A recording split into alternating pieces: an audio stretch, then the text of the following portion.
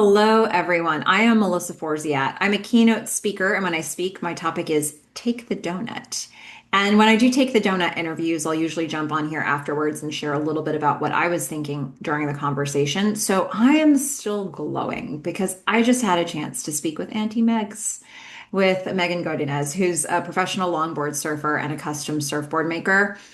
And what an interesting conversation. If you haven't had a chance to watch that, please go watch that back. Megan had so much to share. She's a really interesting, but also a very introspective person who's given a lot of thought to her process in life as it relates to many different things. And something that was coming up for me as we were talking is the way she talked about having grace with parts of her process that aren't as pleasant.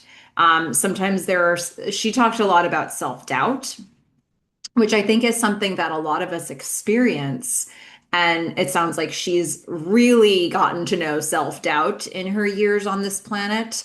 She talked a bit about how self-doubt is a part of her process when she does things. I think a lot of times we talk about self-doubt as getting rid of it, as how can you make it so you don't experience it? And Megan went in a different direction with it. She says it's gonna be part of her process. It's not about getting rid of it. It's about saying, how does this function within what else she needs to do to get where she needs to get? And I think underneath that, there's a message of acceptance and there's a message of grace. It's a word that she used in the conversation. And although as she was talking about that, I was thinking of a different part of my own process that I look of it at pretty much the same way as she looks at that.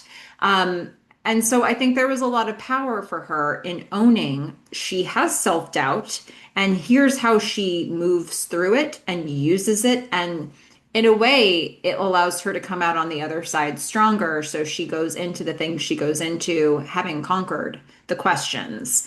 So I don't know if that part of the interview will strike you as much as it did for me, but there are so many things that she shared that I found very powerful. And I hope that you'll go and enjoy Megan's interview and that it'll inspire you to do the things that you need to do in life. So go out there, get inspiration, get donuts. Bye.